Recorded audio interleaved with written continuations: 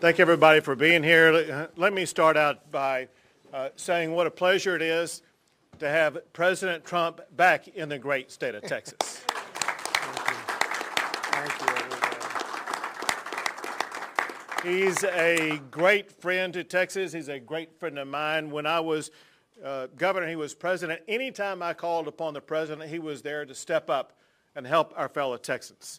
And one of the things that he did better than anything else, and definitely better than any other president, is he stepped up and he secured our border and kept Texans and Americans safe. But, Mr. President, things have changed so quickly and so dramatically under the Biden administration. It has been amazing and disastrous. For one, if you just look at the year-over-year numbers, look at this May versus last May. The increase of people coming across the border who've been apprehended has gone up more than 800% in just that May over May, and in April it was the exact same thing. We see something that needs to put in context because you hear Vice President Harris talk about going down to the Northern Triangle as if solving the problem in those three countries is going to solve the problem with regard to the border. She is misleading America.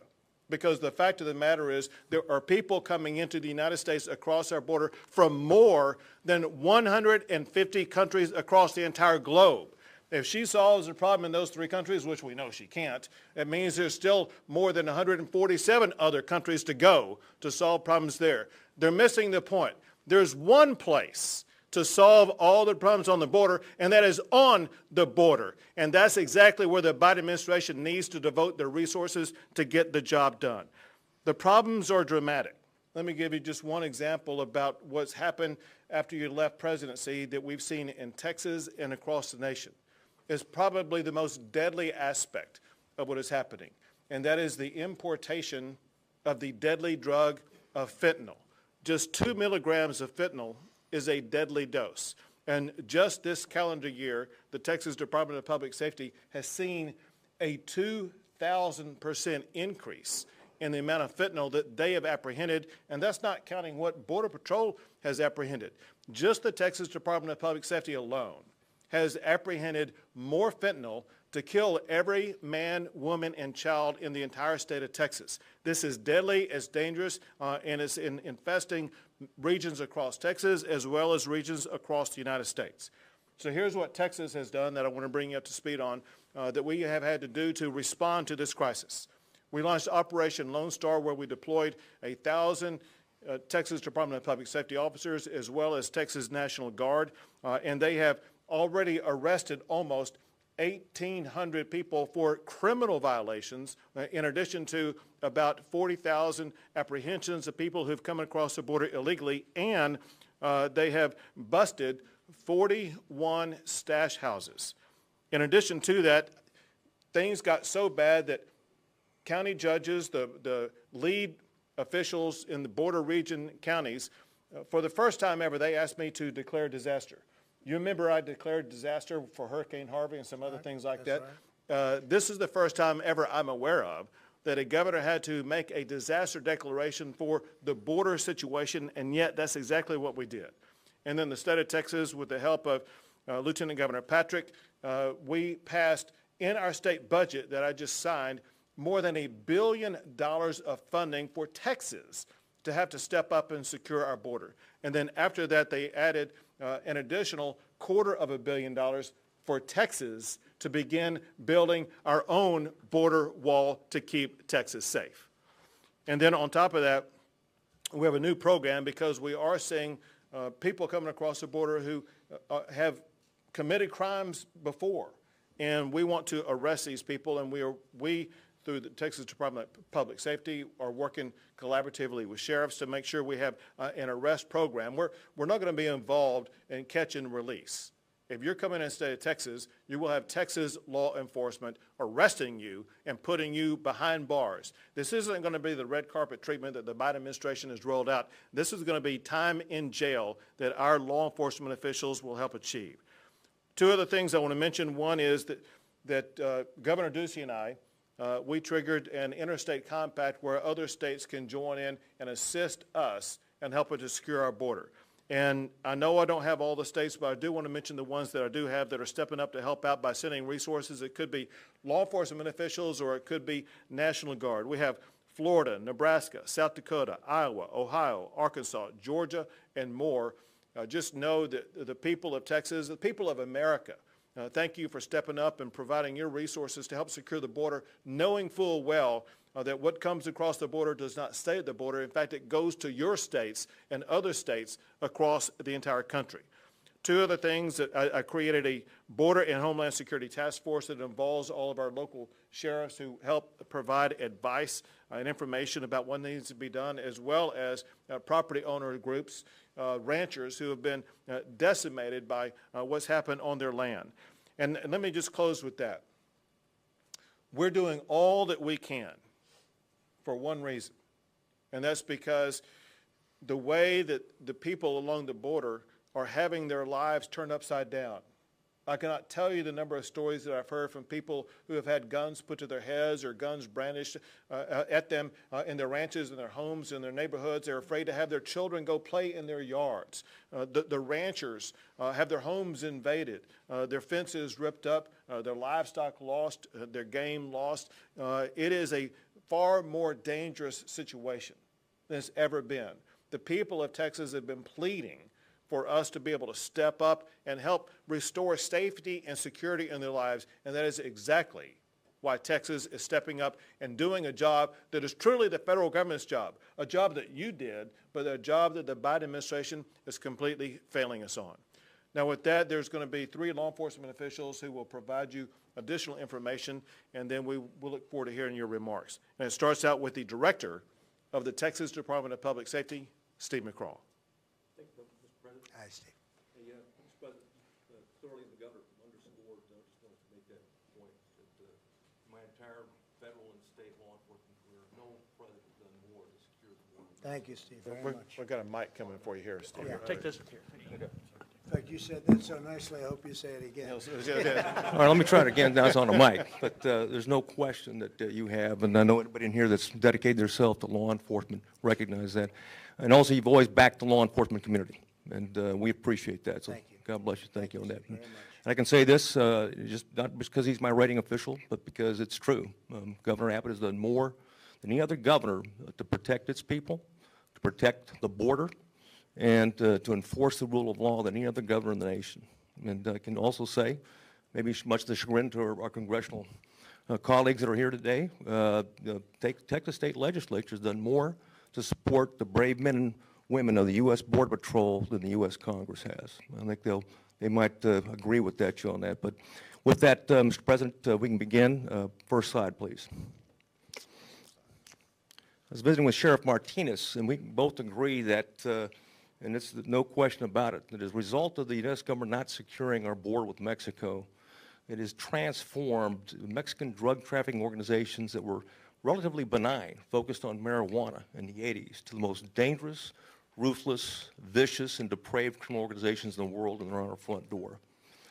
Texas has 1,254 miles of the border with Mexico, and there's 63,000 square miles in the area that the cartels operate their smuggling operations. From Cameron County to El Paso County, and we're mindful of that. Now, the Mexican cartels, because of the porous border, and they exploit it, they apply all the elements of military force, including command and control, logistics, intelligence, information operations, and the application of deadly force to support their criminal operations. They also recruit our kids and kids in Mexico to support their operations on both sides of the border, and they have formed partnerships with the most vicious gangs in Texas and across the country.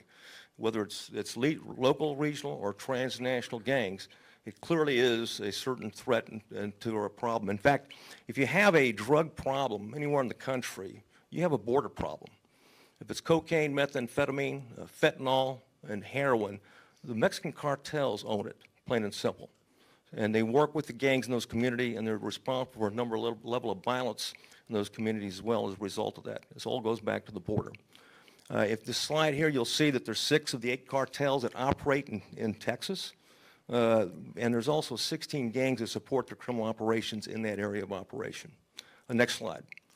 The governor talked about consequences. Illegal migrant apprehensions during the period of time. This is just January. and compare it between the same time last year, and you can see the dramatic increase that the governor talked about in terms of 800%. Next slide. Those are the numbers right there. And that's the difference between January of this year and January of 2020. You can see a 527% increase, from the same time period.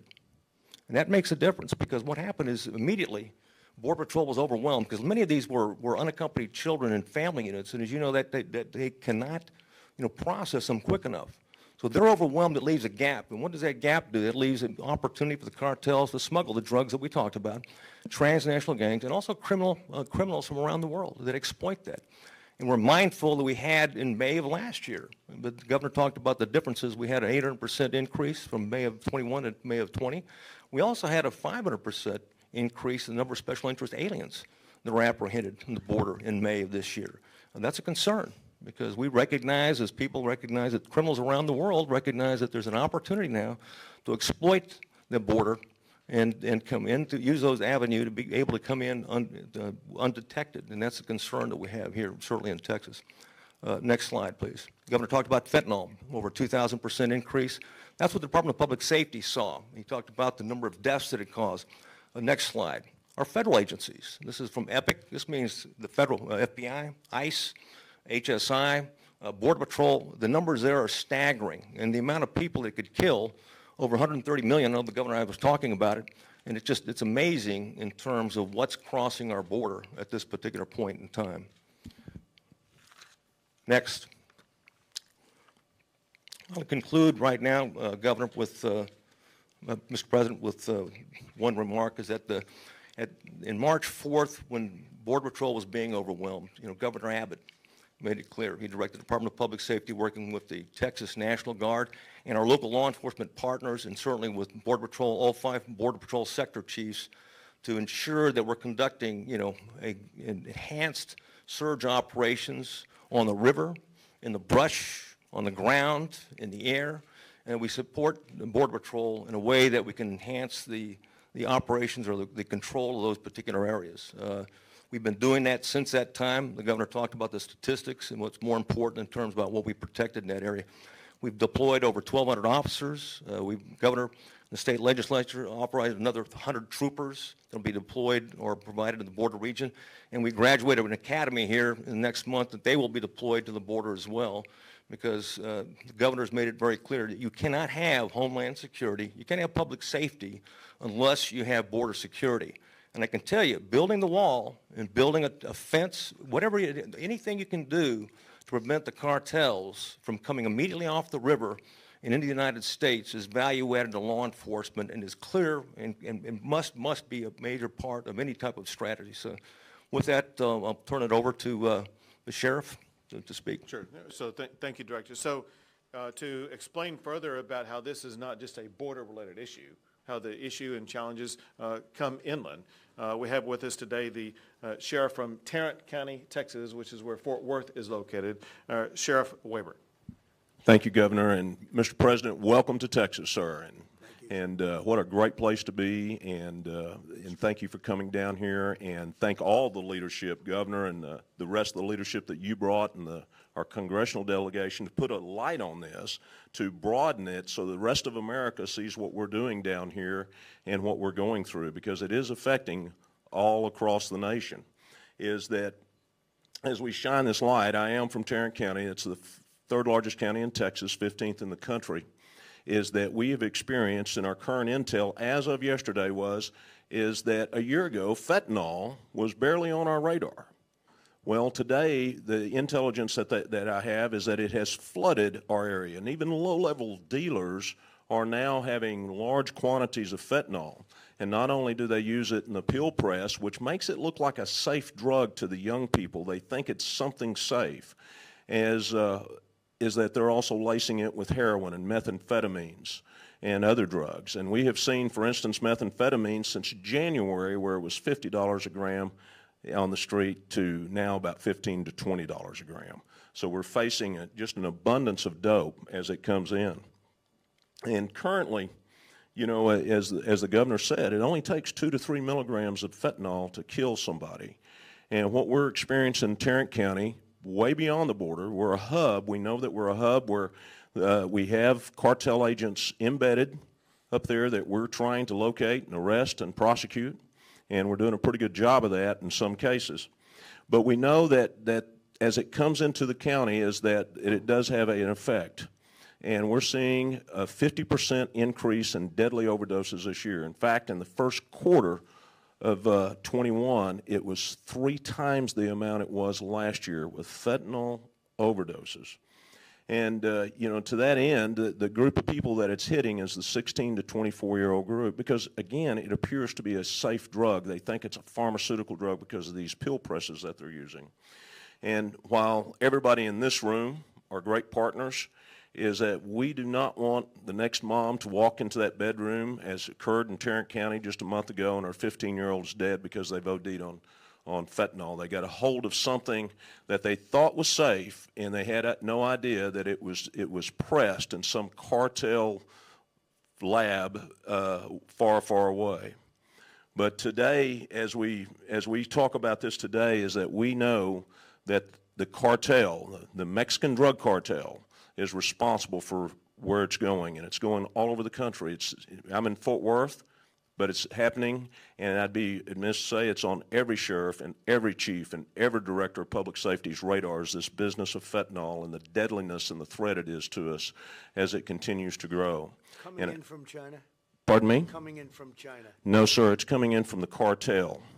That China is finding Are they getting it from China? They are getting it from China, but they find it easier to come through the United States. It's an easier port to come up through the United States. Yeah. And as we interview people we caught, that's what they're telling us way up in Tarrant County, is it's coming right directly from this border. And we believe because of all that, I certainly believe, and I believe the law enforcement in the room, is that the drug cartels of Mexico should be the #1 enemy of American law enforcement, plain and simple. And we need to draw a line in the sand to protect our children. And we also need our parents, if I may say, our parents need to invade the space of their children and know what they're doing on social media and know who they're connecting to, because we need everybody's help, or they're going to be walking into that bedroom, unfortunately, and that 15 or 16-year-old is going to be gone. Thank you, Sheriff. Thank you, sir. One last speaker that is also a sheriff that can tell you a little bit more about a different type of deadly consequence of the open border situation is Sheriff Martinez from Brooks County. Good morning, Governor, President. Welcome to Texas. I'm going to highlight Brooks County as it is. We're 70 miles north of the river. We do have one of the busiest checkpoints there in the Southwest Corridor. Real briefly, between June the 22nd and Friday the 25th, we recovered 7 bodies in the brush. Okay. Now, in June of 2020, we had 4 bodies recovered. In June of 2021, we had 16 bodies recovered, 300% increase. Okay. Now, lost collars from June the 21st through June the 27th, we've had 25 separate lost collars calls to the 911. Now, as a result of that, we only 17 were recovered, and that kind of goes back to the fact that the bodies were recovering. And of course, all these recoveries, I have a good collaboration with the local border patrol. That's our resource. That's pretty much who we refer to and kind of guide us through a lot of issues. So in going with them and talking and collaborating, Brooks County itself has had a 185% increase in apprehensions. We've had a 110 increase in non-encounters, which means getaways. 110% increase in that. 215% in smuggling cases increase. 44 migrants who have significant criminal history for sexual assault. Actually, 238% increase. And that's another issue that we deal with, sexual assaults, rape cases that occur within the brush that we deal with quite often. 490% increase in 911 calls. 301% increase in rescues. Again, thanks to the partnership we have with Border Patrol. I think we need to understand that the current administration needs to understand that the correct wording needs to go out there to the American public in saying that this challenge is not quite being managed because we're really not putting the hands on those that need to be arrested. Okay, I think that there's a lot more out there that we just don't have enough resources. I always refer to Brooks County as the void in the donut, where our resources are at least an hour away. even though we get a lot of help from the state police with their helicopter, but by the time they get there, it's pretty much over. They're gone. And of course, there's a lot of damage being done to the ranchers as a result of the pursuits. We simply cannot reach everything out there. Therefore, we do not know who's crossing, who's coming in, and that's the main key. We need to know who's coming in. And so far, the criminal usually just infiltrates itself within the group, and they leave them alone. Yesterday, as I was entertaining two news outlets, we had a stash house that one of my officers and 3 Border Patrol agents secured 17 from the stash house, and 3 got away through the window. So 4 officers to handle 17 people. Now, as a result also, since we're doing some COVID testing, we've had COVID. These persons that, the decedents, we check them, and then we have 2 COVID. So COVID is still out there, very much alive. Yeah. Okay, so all these getaways, all these other people that are coming in, not being tested, or we don't know which direction they're going into the states, it's going to harm the United States. It's going to harm our country. So we need to be careful with that. We need to address all those issues. Thank you, sir. Thank you, Sheriff. Thank you very much. Mr. President. Well, Governor, thank you very much. It was an honor to endorse you and strongly endorse you, highest and best endorsement. And I did notice your poll numbers are through the roof, and I'm very happy. And you've done a great job, and we're really honored to be with you and with Dan and with Ken. We've had a great team. And the people in this room, every one of us is a friend of mine. In one form or another, we dealt with each other for a period of 4 years, and we brought the border to a level that it has never been. Mark, you have been incredible. Tom Holman has been unbelievable. Nobody knows it like Tom. Mm-hmm. And I have to say, Chad, you did a great job. You stepped up. You came in and you stepped up, and you did a great job, and we appreciate it, and you're still doing a great job. But the border has never been this way. It went from the best border we've ever had in the history of our country, not 20 years. You know, they like to say over a 22-year period. No, it's the best ever by far. It took 2.5 years to start the wall because we were sued by everybody, and then and largely by the Democrats in Congress, by the way. And now, by the way, they're doing a disinformation campaign. They're saying that the unsafe border is your fault. You believe this? Because they're getting killed with the border. So now they're saying, oh, we got a problem. So let's blame the sheriffs. Let's blame the governors. Let's blame everybody else but them. They're also saying it with defund the police. They came out with a term, defund the police. And they're, you know, it's well documented, that's for sure. Just look at AOC and look at Omar. How's she doing? How's her country doing, by the way? And they're telling us how to run our country right now. How are they doing? And now they're saying, no, it was them, us, that wanted to defund. It's like Russia. Everyone said, Russia. I said, what's that all about? And then they said, oh, you were very friendly. Well, that's been proven to be false. Not only false, it was them that were associated with Russia. It was them, the Democrats and Hillary and the group that gave money to Russia. So it's a disinformation campaign, and it's a terrible campaign where they're trying to say this is a disaster for them. Let's blame the people that have really done something about it and can do something about it.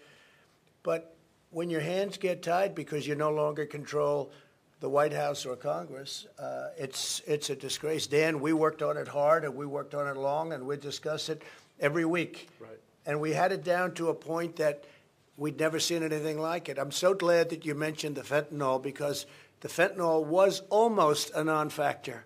And now I hear it's just pouring into our country. And it's the most dangerous of all, but just pouring into our country. And we stopped also human trafficking, mostly in women. The human trafficking was almost stopped. We built almost 500 miles of wall, despite 2.5 years of lawsuits, litigation, started by Congress, Nancy Pelosi and the Congress. They sued us for everything. And we won the suits, and we started. And within a few months, you would have had the wall totally complete. And they ought to paint it. They're supposed to paint the wall, and they aren't even doing that. They got to get a coat of paint on the wall. Believe it or not, it does rust. Maybe that's what they like. Let it rust, let it rot.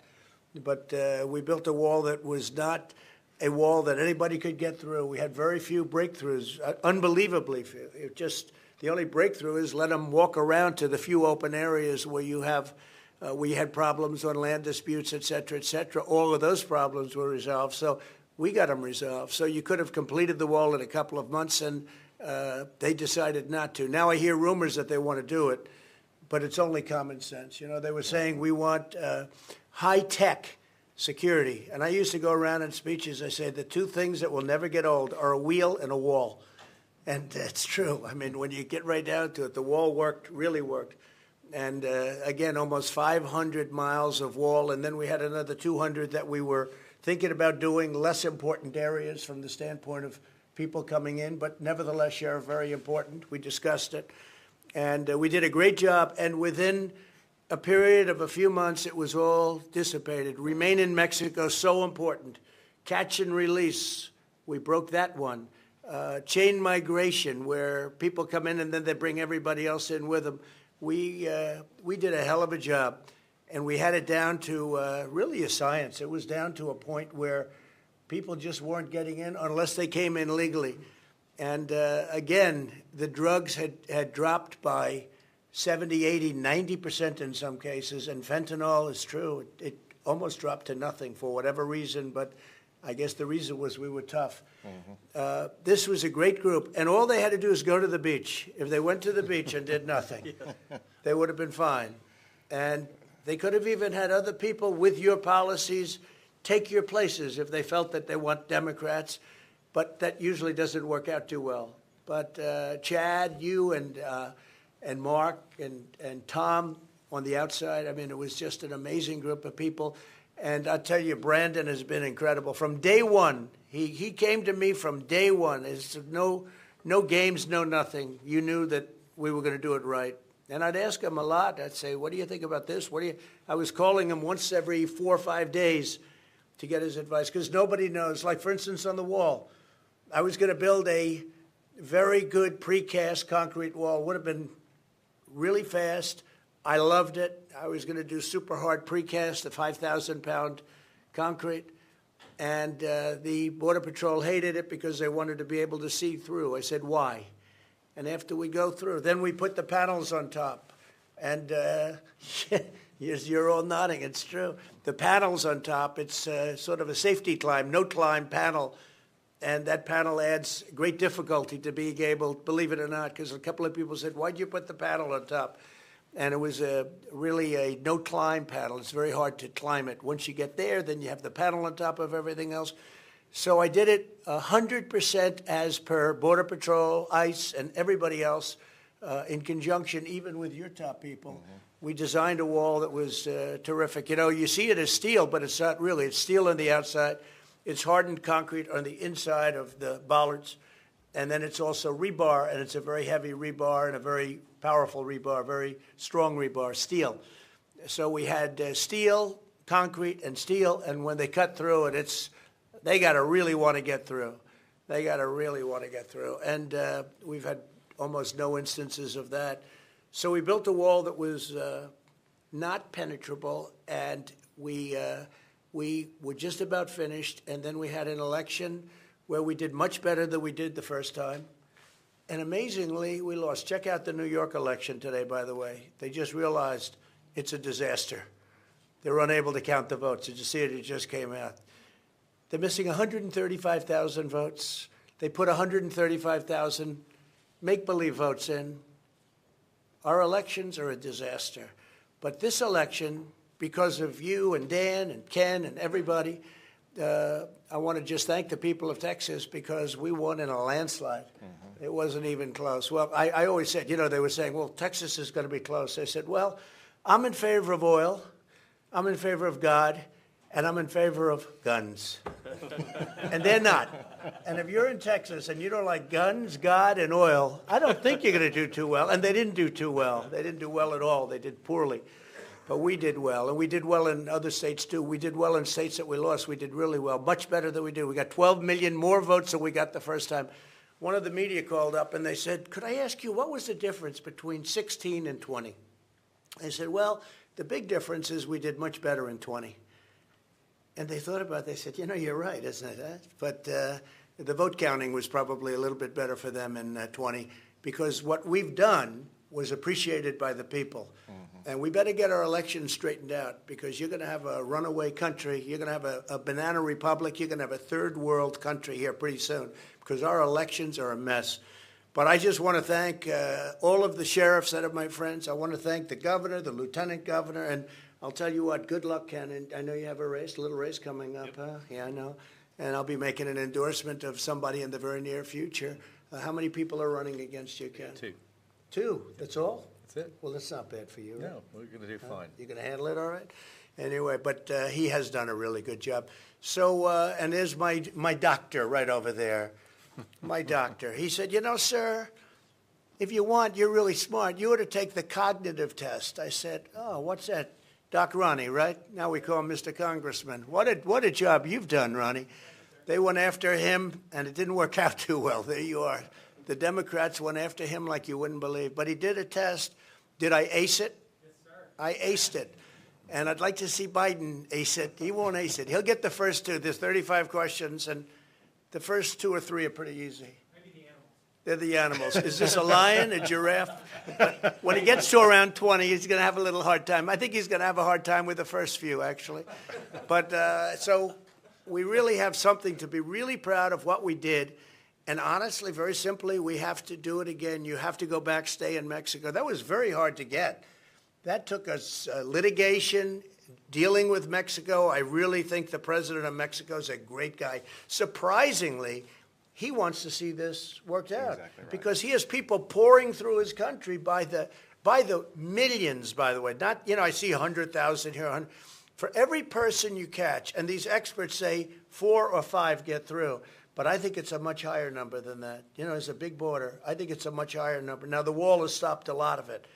And you're going to finish up some of the wall. Mm-hmm. And maybe they're going to finish it up. They're under a lot of pressure to finish it up. So maybe they're going to finish it up. You know, Tom is probably saying, I doubt it. I mean, the real question is, do they really want open borders? Or are they incompetent? There's only 2 things. You're either incompetent, or for some reason you have a screw loose and you want to have open borders. Now, the problem with the open borders is that countries are opening up their jails, they're opening up their prisons, you guys see this, and they're letting all their prisoners out. You notice their prison populations are way down. They do it very slowly because they don't want people to know this, but I know it. And they're letting all of their murderers, rapists, drug dealers, and human traffickers out, and they're coming into the United States of America at a level like we've never seen. They weren't coming in with us. And in fact, one of the quick stories I tell is that when we first started, I said, get them out. And I said really more than anybody, I guess, to you, Mark, you and Tom, I said, get them the hell out. The MS-13 gang members, who they say are the worst in the world, they certainly might very well be. I see what they do with knives, where they cut them up into small people. They cut people up into small pieces because it's more painful than using a gun. I said, get them out. And Honduras, Guatemala, El Salvador would not accept the people. Under the Obama administration, they wouldn't take the people. So the people came back to me just routinely, sir, I'm sorry, but they won't take them. I said, who won't take them? Guatemala, Honduras, and El Salvador. They won't take the people back. I said, oh, really? Why? They don't want them. I said, okay. How much money do we pay them? Sir, we pay them $500 million a year. What does that have to do with it, sir? I said, a lot.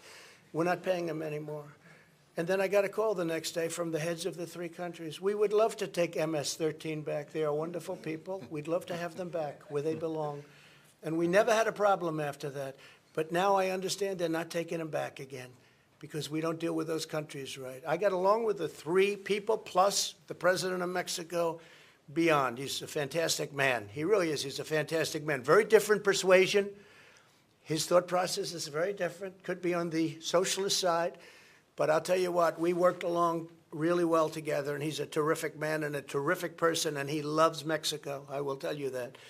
But we opened it up. They used to have airplanes on the runway, so we couldn't land our planes with their MS-13 horrible criminals in the plane. So we couldn't land them. We couldn't get buses back. And once I did that, they took them all back. So we had all these great policies going, and they were all ended. One day they were ended. This didn't take place over 3 months or 5 months. This took place in the first week. They were ended. It was almost like they were ended because I did it. But, you know, we did a great job. In the history, and I appreciate what you said, Sheriff, because in the history, there's never been, and not me, all of us together, there has never been a border so secure as the border, the southern border that we have.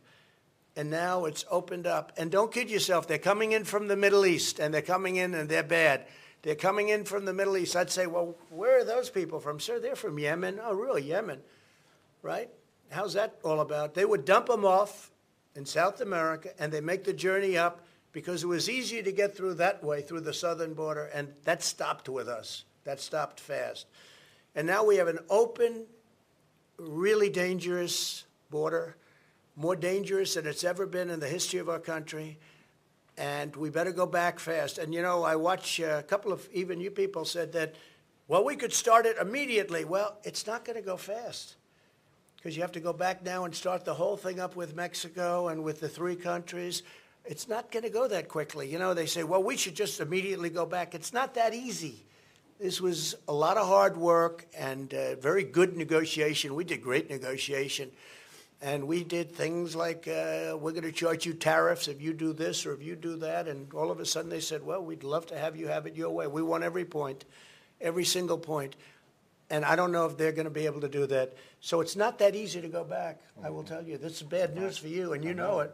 And a lot of people like to say to the media, well, we could immediately, I saw it today, we should immediately go back to the Trump policy. It's not that easy now.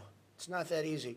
But we have a sick country in many ways. It's sick in elections, and it's sick in the border. And if you don't have good elections, and if you don't have a strong border, you don't have a country. So with that, we're going over to the border right now, but we're going to the real part of the border where there's real problems, not a part where you look around and you don't see anybody. We're going to admire the wall and how it works because wherever we have the wall, that's what made the big difference. It made tremendous difference. And I just want to thank the people in this room. You have been incredible, incredible partners, including those characters back there that are all friends of mine. Every single one. Good job on television yesterday morning. Really good, Brian, I tell you, really good. So I just want to thank you all very much. It's an honor, and we have a tremendous crowd waiting for us, and I don't want to keep this man, I don't want to have him be late. I want to keep those approval ratings right at 92%. Okay? Thank you very much. Thank you. You take care of yourself. Thank you. Thank you, Tom.